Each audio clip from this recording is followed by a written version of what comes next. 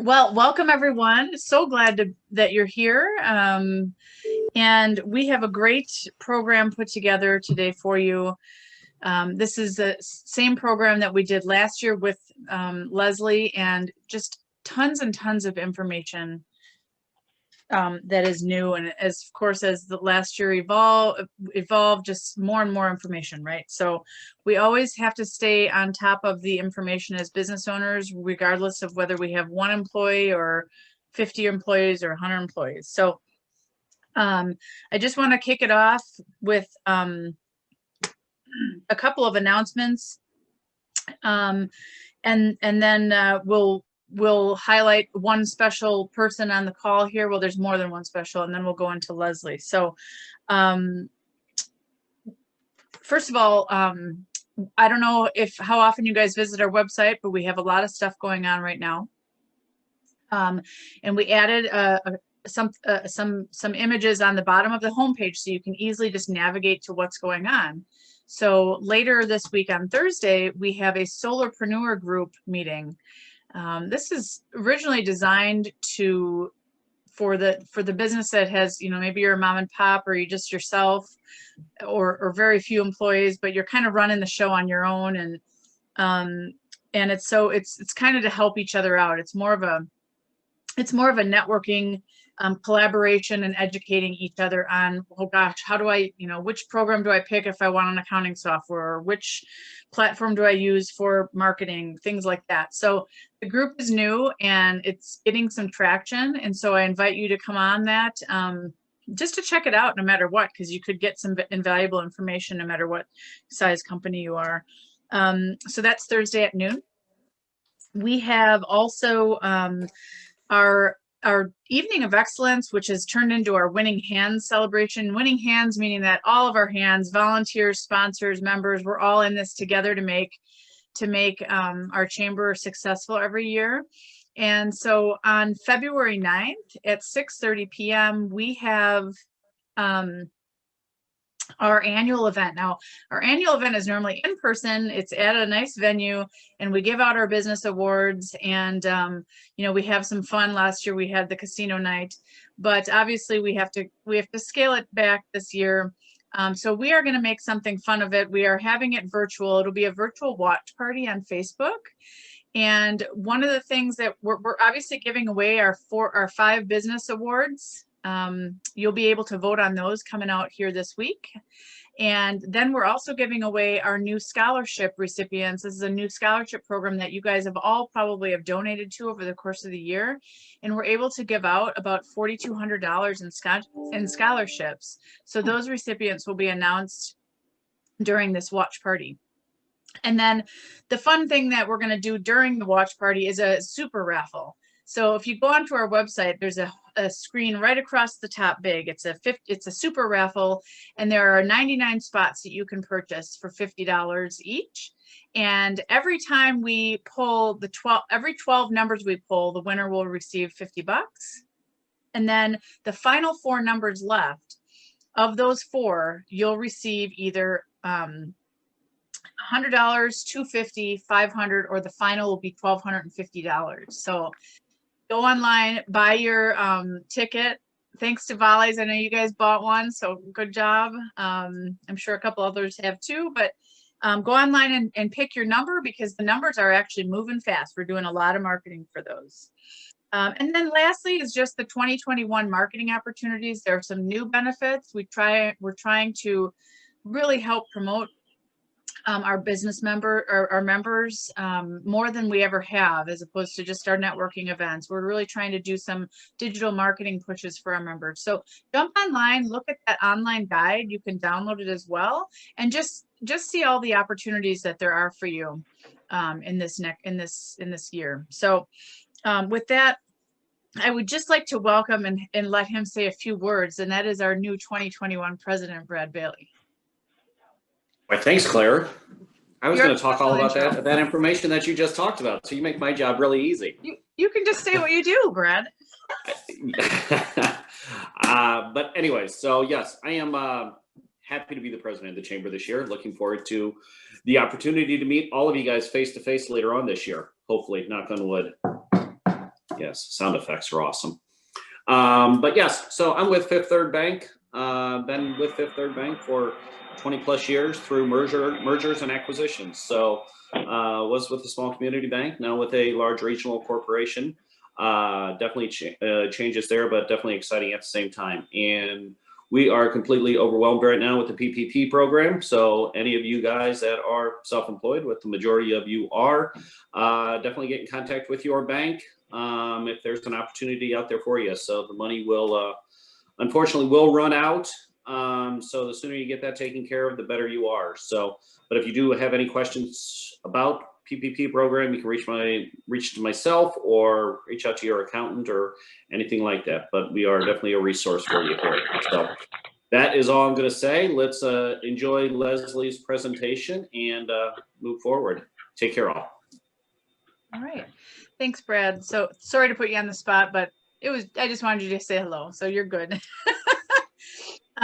So we just had some new people enter. Apologize for the new people that entered. I had you stuck in the waiting room for a few minutes, and really all you missed is just a few announcements of things that you can actually find on our homepage of the website, things that are going on for you as members and non-members of the chamber. So with that, what I'd like you to do is Leslie's going to go through her presentation. I'm going to actually put a link in our chat to a document that's just a little extensive of the outline that was on the invitation of the highlights that she's going to talk about. So go ahead, grab that PDF if you want. You can pull it open, you can print it or whatever. Apologize for not sending it sooner, but you'll have access to it now, and then again, we'll send it after. And so with that, what we're going to do is, as you have questions, just to keep things running smooth, as you have questions, please type them in the chat. If you would like to, some questions that you have may be confidential, so you can email or you can chat with me privately, and I will ask the question generally and not give your name. So we want to make sure that you get your questions answered today. So again, please use the chat for questions as you have them, because then at the end, we're going to go backwards and kind of ask Leslie the questions that y'all have. So with that, I would like to introduce Leslie Day of Day HR Consulting. She's been a member for a little over a couple of years, transitioned recently into her own business. So kudos to entrepreneurship, Leslie. Leslie, again, she gave this presentation, obviously a different version of it, but last January, and was really well received. So we're excited to hear what you have to say, Leslie. Thank you. Thank you. Yeah, I really suggest that if you guys can click on that document, I am going to use that as kind of the talking points. I did make a PowerPoint because I like having you guys have something you can take, and it's got it's only a page and a half long. There's also another document on there I want you guys to have access to. So that would be, I'm using it as I talk. So it'd be cool for you guys to have it too. In introducing me, thank you, Claire. Started my own business in July of this year. Had been an HR consultant for about 8 or 10 years, way back about 20 years ago, and sold that to a payroll company, Precision Payroll. So when I first joined the chamber, it was through Precision Payroll. I've run their HR consulting division for small and middle-sized companies for 15 years. And that company was sold earlier last year. So that's when I went back to consulting. And so I also teach at DePaul University as a very, very part-time gig where I teach other HR managers, professionals, the nuts and bolts of doing HR. So that keeps me up on what big companies are doing, what small companies, is more appropriate. We don't do the same stuff that big companies do. So that keeps me, in touch with everything that's going on currently, and it makes it so I can explain some of these things as quickly and concisely as possible. Am I freezing up on you guys at all? No. Okay, good, because my screen was a little bit. Okay, so we have not had very many legal changes in general in the last year compared to what we had in the fall of 2019, when Illinois just gave us a whole slew of new laws for employment, one of which, was the marijuana legalization, how that impacted on workplace. Springfield's been pretty quiet. A lot of the changes here are at the federal level, but I have a whole list of things I want to try to cover in our time. Some of it, I'm just going to mention it so you're aware. Some of it, I'm going to go into more depth. As Claire mentioned, I always handle free questions. So if you have a question that you can put in the chat, if after we're done, you want to contact me, those are free. I don't charge for that. I want you to, feel comfortable with how this law works, or whatever your question is. I'm going to start by talking first about the Families First law that was created last summer, as a result of COVID. The acronym for that is the FFCRA, but a lot of times I just call it Families First because then people know what we're talking about. As of 2021, that paid leave law, so that simply provides pay for folks that are already having to be off work because they were quarantined or they were sick with COVID or something like that.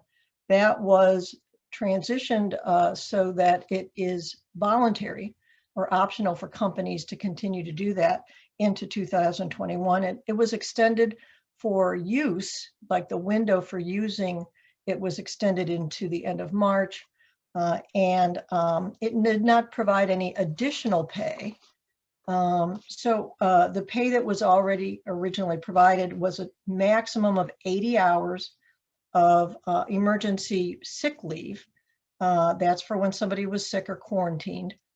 And that's at 100% of pay for 80 hours to 2 weeks. Then that also provided for a maximum of 12 weeks if some employee's child's school was closed and they needed to stay home and take care of being with that child during school time. That's at 2/3 pay. And applies to companies with less than 500 employees. If you have less than 50, there is the option for not doing this. That's been allowed from last year. However, we always recommend that you only do that if you talk to an attorney and you understand that you may have to provide financial information to the government to substantiate your claim that you can't afford to do that law. So I wanted to just point out that with the extension of the window through March, that you have the option to decide if you want to keep all of the provisions. There's the child homeschooling part and then the medical part. You can keep one part and not the other part, but that pay is free. And I just can't express enough that your FICA and MedFICA taxes offset 100% the pay that these employees get when they're off. Now, for a really small company, it's not all going to get handled in one pay period. It might take several pay periods for there to be enough FICA to cover that, which is why it can be a challenge for small companies from a limited, for pay period window. But the choice you have now is, do you want to continue providing that benefit, especially, if there's not extra money, but if somebody has money left that they, let's say they haven't used their 80 hours because they haven't had anything come up, they haven't been quarantined or sick, and then now something does come up, they're still going to have to take off. So this isn't going to limit, under the medical part, you having the person off. The option is simply, are you going to tell them you're not going to pay them, that they're going to have to use their own sick or vacation? And since that is essentially free for the company, it would be kind of hard to explain to employees, hey, we're not going to have that pay because it's free. So think about that. You have the ability to say, no, we're not going to do any of it for 2021, or we're going to do the medical leave because that 80 hours we think we can absorb, but maybe we can't absorb somebody staying home for 12 weeks while their kids at school. Now, for the 2/3 pay for the childcare part, the employee's school has to be closed, like there's no going into the classroom. for that pay to be eligible for this pay. And that might be a bigger problem. The thing is, you can't refuse to have a person be off work if they're furloughed or sick reasonably. Now, you might think, oh gosh, maybe I can't absorb 12 weeks with that person not here. Alternatives to that would be to provide a leave of absence for that person, unpaid leave of absence, or, do you terminate them? So again, refusing the pay for this is not a leave conversation as much as it's are we going to refuse to give free pay to an employee who's off? Okay, so that's the FFCRA point that I'm starting with, just covering the 1 and 2 on our summary sheet.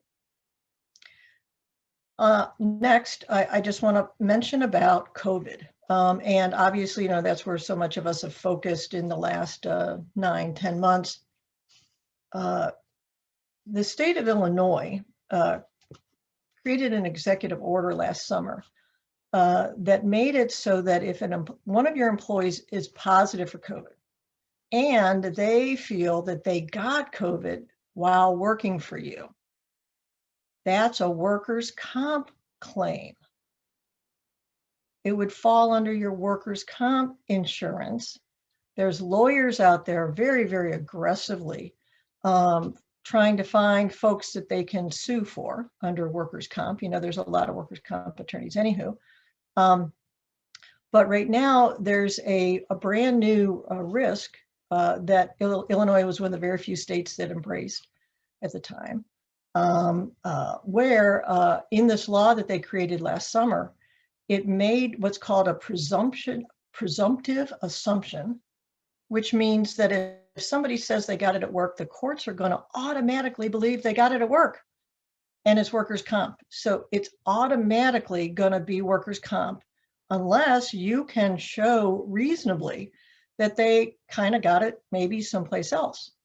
So one of the handouts that we're providing today is it's a questionnaire made by the law firm that I have as a retainer. It's called Smith Amundsen, but it's a little bit longer than it needs to be, but lawyers. But it allows you to document anybody who was positive. So my suggestion is, if you have any employees that were positive for COVID, you want to have documentation as to where they think they got it. So if they said, oh yeah, I got it because of my uncle, make sure you have a piece of paper somewhere that says he said he got it from his uncle. Now that's what this questionnaire does, but in more detail. Okay. It also says things like, if the person thinks they got it at work, it says, well, did you do anything else in the last 5 days or 10 days? Did you go to the grocery store? Did you have a family event? So you're trying to get that pinpointed, because once the lawyers get involved, then they are going to possibly be directing things another way. So you don't want to have, workers' comp includes 100% payment of medical bills, short-term disability, 66%, potentially a permanency, if this person with, that had the positive COVID had some serious, stuff that was residual. This would all be on your workers' comp premium. Now, if any of you are medical, I don't know all your businesses, that's kind of a different conversation. Folks that are, medical professionals, the likelihood of getting it at work has always been out there. And getting any kind of a disease or exposure at work is part of that. But for all of us, I'm just very concerned. The lawyers are just a huge amount of lawsuits in just the last 6 months. So I don't want you to be caught unawares. So you have the right to ask an employee when they say, wow, I was told I have to quarantine, to say, okay, where do you think you got it? And chances are they're going to be honest, because they don't at that point, know that maybe they could pull something. Now, maybe they did get it at work. These lawsuits where either employees are calling OSHA. So employees are calling OSHA like whistleblower calls. and telling on their company for not following COVID protocols. But if you do have one of these workers' comp claims, the way that they're shaken out is that the attorneys go after to see, to challenge that you were 100% following all these COVID protocols. Well, holy Toledo, that is difficult. With the new administration coming in tomorrow, we're expecting in the inaugural address for the president to announce that there's going to be a lot more strict enforcement of COVID protocols and hiring a lot more people for OSHA to come after companies where their employees call in and say, hey, look, my place is not keeping me safe. I want you to come in and inspect. And they come on. I have 2 clients already in COVID that have had OSHA called by their employees, and that wasn't pretty. Okay.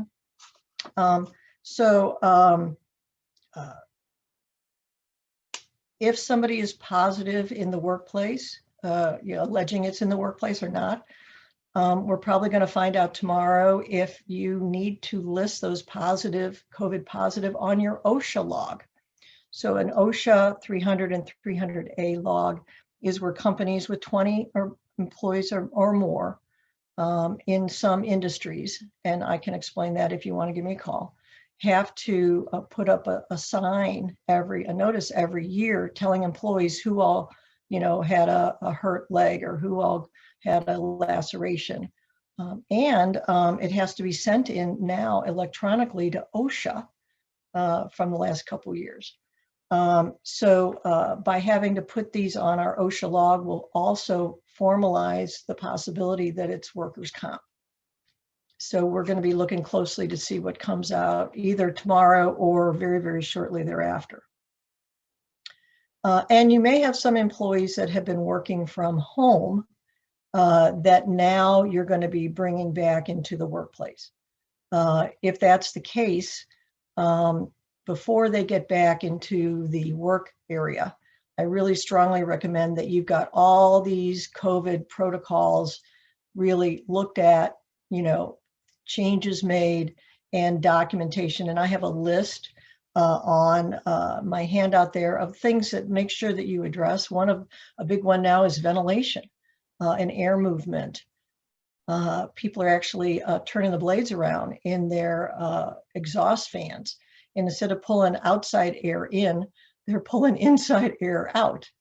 If anybody's in that business, that probably could make some money out of some of this. But just make sure that you've got your workplace compliant, because if people want to stay home and now you're telling them to come into work and they don't want to come into work, they might decide to give you some pushback and say, look, the workplace doesn't have all the protocols. You shouldn't have a desk that's closer than 6 foot. If you have maybe plexiglass, you can put up to some extent, but they're really wanting people to move desks and everything around to provide some of that social distancing. Okay. Next, talking about the COVID vaccine. Everyone's anxious, to see about how the distribution of that gets out, but as it starts to permeate through to the non-high risk folks, businesses are going to be deciding if they want to mandate that employees have the vaccine in order to come into the workplace. Is that going to be a hazard for somebody to come in to work who has chosen not to have that vaccine? The Equal Employment Opportunity Commission, the EEOC, which is the governmental agency that deals with discrimination and things like that, gave some clarification as to that, companies can do that. You can mandate this vaccine. However, you have to be flexible in 2 primary areas. One is anybody who has a disability or a condition where a doctor says having that vaccine is going to be potentially a problem. You have to be able to allow that to accommodate this in some way. And or if somebody says that my sincerely held religious belief precludes me from having vaccines, you need to allow that as well. Okay.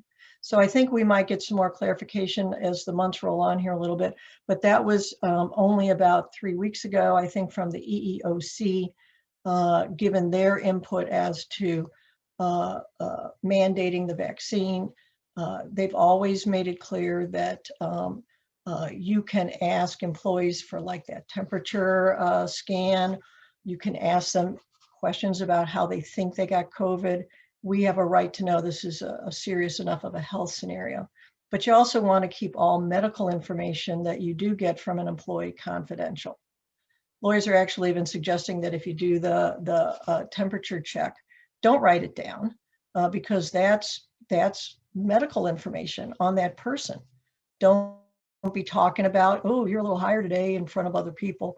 You know, you want to keep all that information confidential because it is medical in nature, and that is protected under HIPAA, which I'm sure you guys have all heard of HIPAA. Okay, so on to issues with furloughs and layoffs.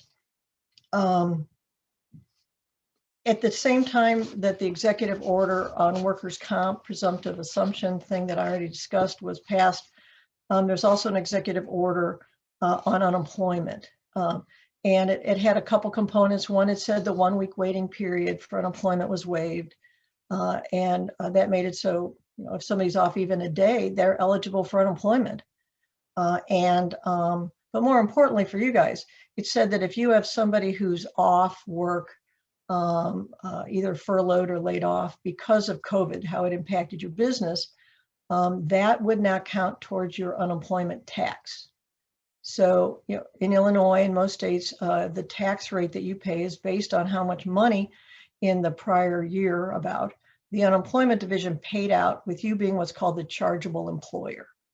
And it allowed you to get onto the unemployment website, and there's like a little click thing where you said, okay, this was a COVID-related layoff, and it didn't count towards your experience rating. So that wouldn't then raise potentially your unemployment tax for this year. That law expired at the end of December. So the unemployment tax rate that you have for 2021 was from the experience of 2020. They were actually off by a quarter. So your unemployment taxes for the last quarter of 2019 and then the 3 quarters of 2020. That's what, when you get your notice in December, in the first week in December every year about your unemployment tax rate, that's where that comes from. So it gave freedom from you feeling, oh my God, if we have to furlough somebody for a while. Furlough is that word we use to say they still work for you. You're just not scheduling them for any work. Okay, a layoff is what we're calling now when somebody doesn't work for you any longer. You're not planning on having them come back. It's kind of like unknown. And they, you know, in either case, if they have health insurance for you, they may need to have COBRA. Maybe if it's a month or less, we don't have to go that route.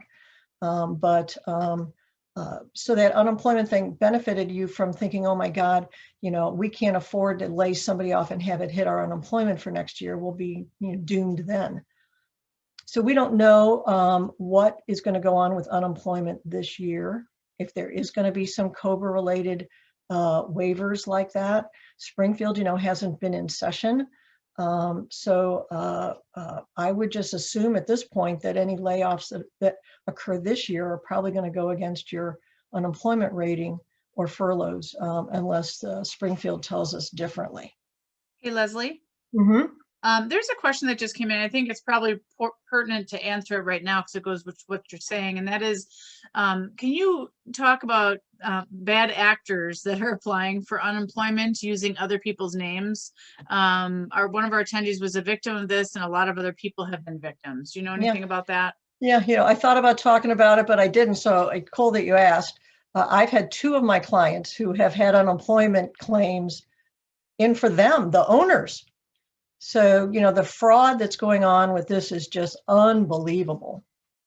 I saw the other day that California is unemployment is suing a bank where they think that the leak there came from the credit card that you get on unemployment, that might be kind of tied to where all this came from.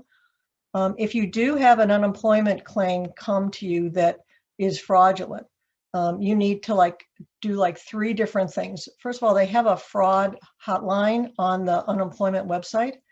That link seems to come and go, but you need to send into that fraud notice. I'm suggesting that you fax in a cover sheet. My clients, it says fraud, fraud, fraud in big letters, on the cover sheet saying this is me. I didn't file a claim, but you want to get it within that initial window that you have. It is actually a protest of the claim. You need to still protest it, even if it's in your mind fraudulent. And they are so overwhelmed with these fraudulent claims. My understanding is that they're not even able to figure out what to do yet. They're just kind of accumulating them. Many of you, your unemployment tax rate did not go up this year. But I think in the future, we're going to have a big hit, probably starting next year, for the cost for some of these fraudulent claims. So it could be somebody who's an employee who has access to Social Security numbers and addresses and all this stuff that somebody would need to file a false claim. Or it could just be from these unknown hackers that we hear about on the news that have come in and done a massive amount of fraud with these claims. You want to keep an eye on these claims, make sure you protest them, fraud, fraud, fraud, send it in, do the hotline. There's instructions as to what to do. But you need to let them know right away that this is not the real deal. Just don't think that you can blow it off because, especially if it's on you. Like my 2 that were my clients, different companies, both were the owners, had fraudulent claims against them. So if this has occurred to you guys, you're not alone, but just don't delay on responding.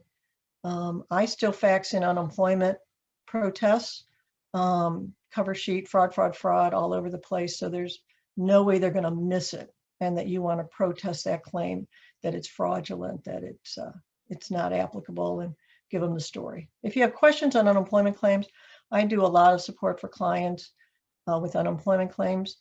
You can save a whole heck of a lot of money by just winning one claim that you might not have won otherwise. So did that answer what you were questioning? Oh, thank you, Alfred. Yeah, I think so. And thanks, Derek, for your 2 cents in there. I see that somebody said file a police report as well. Yeah, they're recommending that on the news now. That's a whole different, jurisdiction that's involved. I don't have any information on contacting the police, but why not, right? It is fraud. And if you have, if you're not at the maximum unemployment rate, just some math for you, here are numbers. If somebody's making like $45,000 a year or more, and they're on unemployment for 6 months, and like I said, you're not at the maximum, it could cost you like $14,000 one claim. And that's spread out over 3 years, where your unemployment tax rate spreads that $14,000 over 3 years. And unemployment forks out that money, and then they're going to have you pay it back.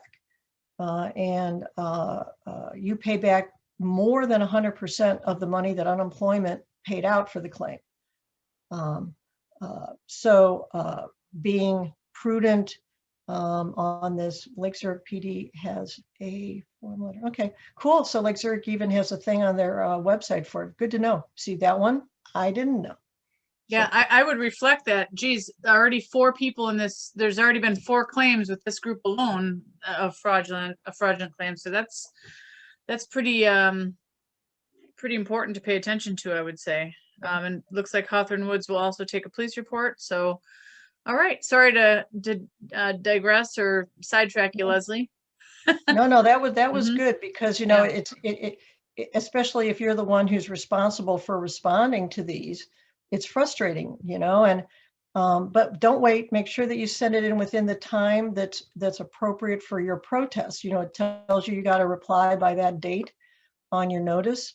Do not miss that date. Even if it's fraudulent, you want to respond right away. Okay. And I do free questions on this stuff. You can ask me. Okay, cool. Okay, I also gave you just some information on my little summary sheet about how the minimum wage has changed.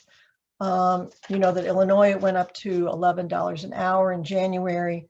It's going to go up $1 an hour on January each year until it gets to 15, which is in 2025. Tipped employees went to $660. Youth workers under 18 with less than 650 hours went to $850. And then Chicago, their minimum wage was this summer in July. Theirs goes to July.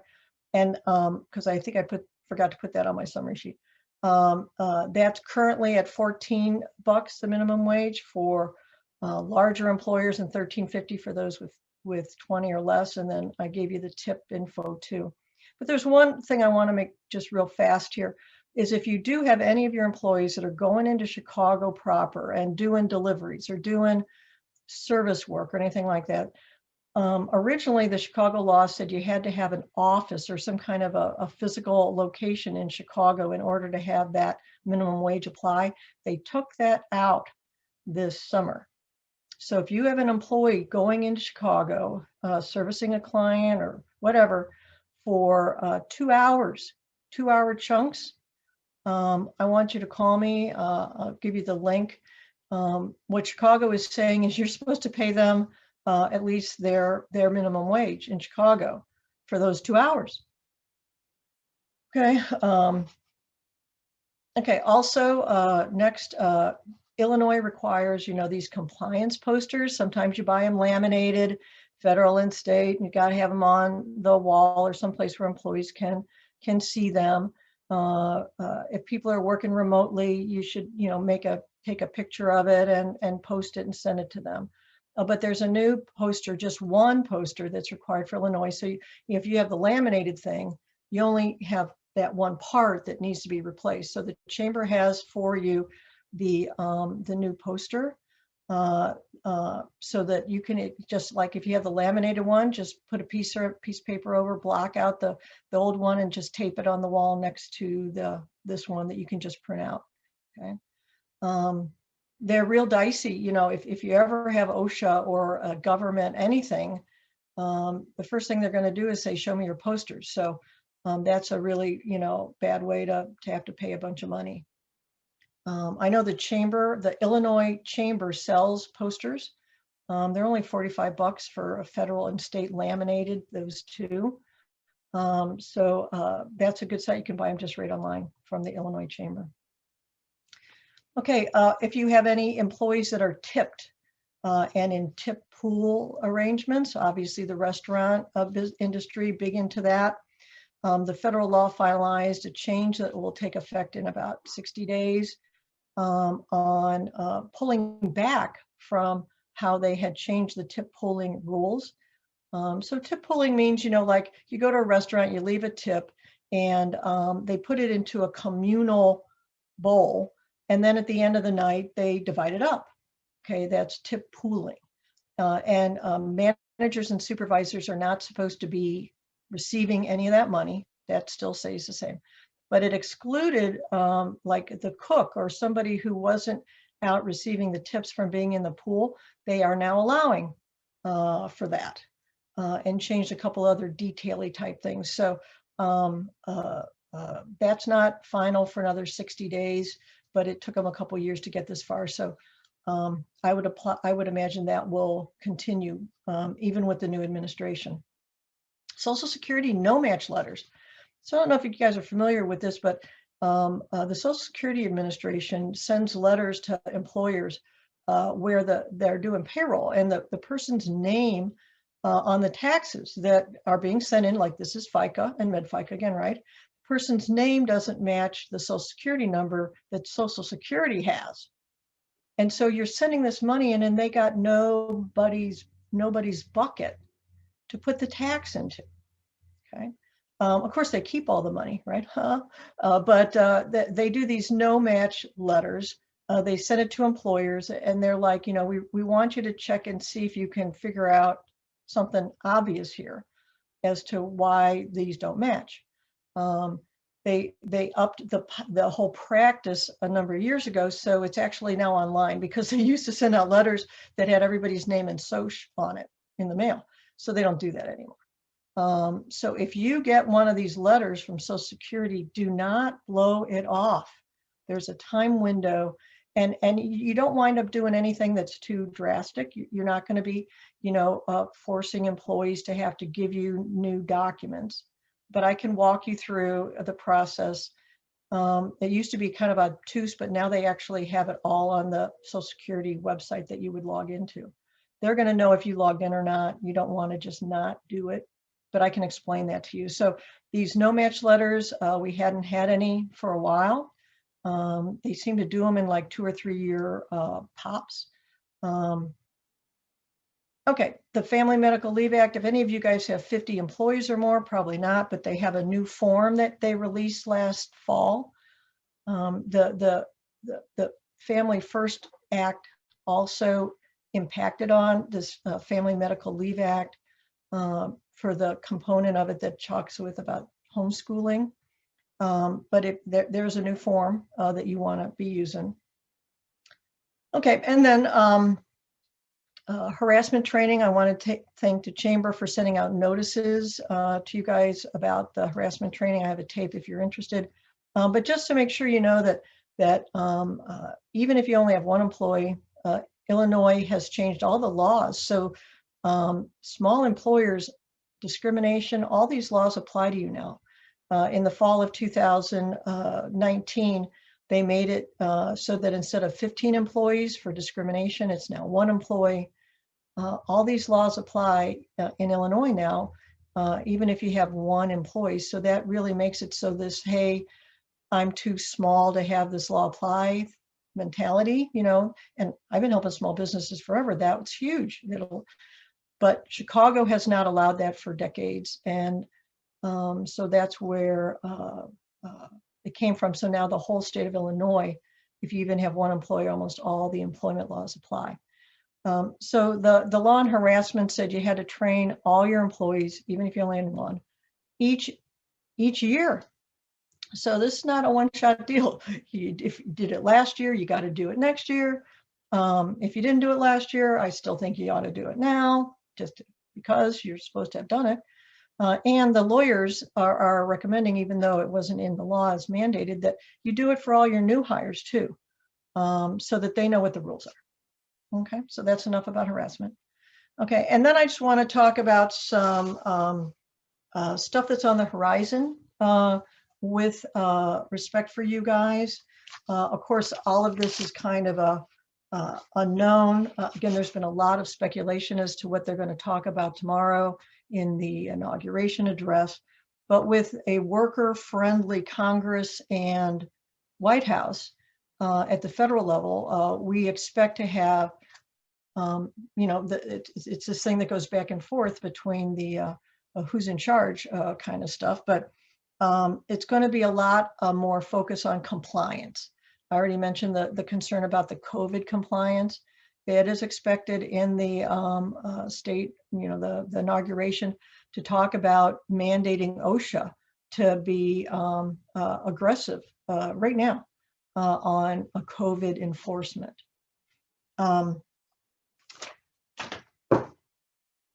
So what haven't I talked about here? It is expected that the Families First law that we talked about, that was expanded just till the end of March, will be expanded until at least September. Some of the things I've seen say it's going to be extended for all of 2021, and applying to bigger companies as well, because it was only for less than 500 or less, and with very possibly mandates for additional pay. There's going to be a much more positive environment for non-union employees to unionize. So they just announced a guy for the new Department of Labor head who has a big union connection background. Some of the things that they were disappointed in the Obama era are big time on the list of things to get accomplished in Washington. And then further down the Times, maybe not right away, but they're going to be pushing through probably paid family medical leave. Again, historically, that's been unpaid leave for companies with 50 employees or more. They're going to be pushing for paid leave out of all of this COVID stuff. We'll see that there's going to be mandated paid leave, either at the state level or at the federal level. And then in Illinois, nobody's been, in Springfield. So there's not a whole lot going on in Springfield, which, could go either way. But the Chamber of Commerce is very active in doing some business lobbying and things like that. So the Chamber supports a law that's going to help clarify some of the issues with marijuana use at work. And that law, first went into effect January 2020, and we were talking all about it in the fall of 2019. But it kind of just helps clarify some areas of confusion. And then there's also a clarification. There was a law passed about 2 years ago that said if you require your employees to use cell phones, and it was specifically made about cell phones, but it also would apply to probably home internet use. That if you're requiring them to use their personal cell phone, like maybe they have an unlimited plan, for work, you've got to pay them a portion of their cell phone bill that would be appropriate for how much they have to use it. There's a law making pending that's going to clarify that as well. The Chamber likes it because it makes it so that it clearly is only for when it's required. The wording before was allowed or required, which meant if somebody was using their cell phone and you didn't really know it, that you'd still have to pay it. But with people working from home, remote stuff, you just do not want to find yourself in a mess on not paying for their personal cell phone use. Just come up with a stipend, add it into payroll. We're giving you $15 a pay period for your cell phone. That's all it takes. They're also recommending that you document what you're paying for and what you will not pay for. Like, if you raid that little refrigerator at the hotel when you're on business, we're not paying for that. You want to document some of that stuff. The ones that are out there that the Chamber's not supporting, there's a proposal for 6 weeks of paid leave for companies that are FMLA, 50 employees or more. Another one out there for 40 hours of paid sick leave. And it was believed that that would have passed last year in 2020 if it hadn't been for COVID. And then there's also a pending law or pending, I don't know, it's proposed in there about criminal record checks. So, that is one thing that's really affordable to do for your new hires. If you want to check and see if they've got a criminal history that would be, relevant, like if they shoplifted when they were 18 or 12 or something, that may not be relevant if they're 40, right? But it's going to be making it so that it's going to be a lot more difficult to deny somebody employment who has a conviction on their record. So that's that other Illinois law. Okay, and I think that does it for me. So we've got lots of time here to handle any questions. I hope I didn't go through that too fast. I figured if you just kind of got exposed to it, maybe that would be helpful. I'm all about trying to have businesses be successful and not, fall into those, oh my God, I didn't know about it kind of things. So let me help you. Like I said, free questions. So Leslie, there was a question from Sarah. Is the PDF or PowerPoint documentation on the Illinois.gov website sufficient to satisfy the requirement? That was about harassment training. Oh gosh. Okay. Thank you for asking that. Yeah, so that PowerPoint that they gave, they passed the law in September. They didn't even give us the PowerPoint until April.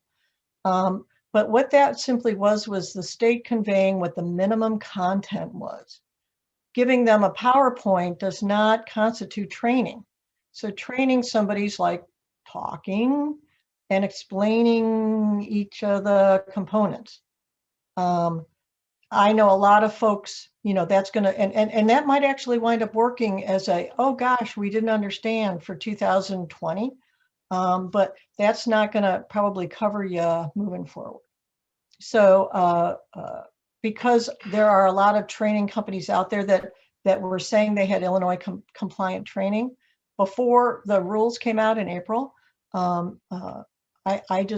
used the same PowerPoint for the training that I made so that it'd be no question that it was compliant, but it was very anti-company, the PowerPoint that was made. Now, the state of New York, we hoped they were going to use that one. That was a very nice, they did a nice one, but Illinois, it was very mean kind of. And what it said basically was that if somebody thinks they've been harassed, call the hotline and tell the state. Don't tell your boss. Don't go to the owner. And that's what we've been saying for all along is, look, if you think you're being bothered, come tell us so we can fix it, right? Nope. The state PowerPoint was like, nope, if you have a problem, call the hotline, call the state. And maybe call your company and tell your company. So, but that was a good question. Oh, and if you had something through MRA, my guess is that it was compliant, Karen, okay? They're the real deal, like me. All right, any other questions for Leslie?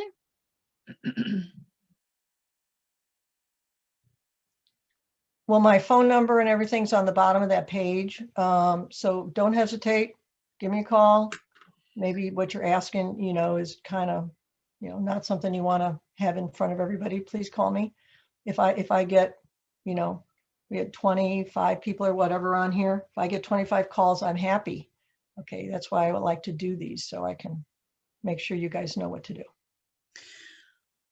All right, well, if I'll wait a minute for any other last questions, but I do want to share my screen with you guys because I want to show you, I know there's a couple of non-members on the call, and so this would obviously not apply to you per se, but for our members in the room, let's see, okay. For our members in the room, I'd like to just show you real quickly where we are going to be collecting resources. And that is, bear with me. And so obviously if you're a non-member on the call and you want to register to become a member or sign up to become a member, I'd love to speak to you afterwards or in the next coming days. But when you have a portal that you log into, as every member does, there's a resources tab right here. And on the resources tab, you're going to find a lot of different information. We are collecting things slowly but surely, but for today, our COVID questionnaire, the law updates, and then the law poster will be there. So you can always grab it. If you delete the email or, you know, accidentally just, you can't remember where it was, you can always sign in and look at that. And then there's old stuff from your and my talks in the past that are on there too that might be helpful about how employment law works and some other stuff. Yeah. So we're going to send out a follow-up email to everyone on the call with the 3 documents that Leslie wants you to receive today.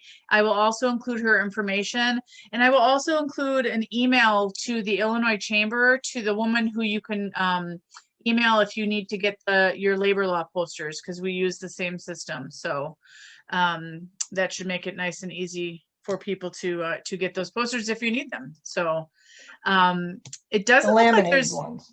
Yeah, it doesn't look like they have them in Spanish too. So if you have a strong Spanish workforce, you should get them in Spanish too. All right, so it doesn't look like there are any other questions. Now is your chance. Going once. We did it in an hour. Claire, woohoo. And you guys are out of here with 3 minutes to the top of the hour. We have a half an hour that we had you saved for this. Are you guys? Yeah, well, you know, I typically do, in the first half hour last year, I typically did a member benefits review, but we'll have a separate time for that if people want to jump on and get that. So wanted you to be the star today, Leslie. So well, thank you everyone for being here today. We will have this is being recorded, so we will put it up on the website if you want to get it later, or in the resource center if you want to listen to it again, just, you know, glean some additional insights. So that's it. Thank you, everyone. Have a Thank good day. you.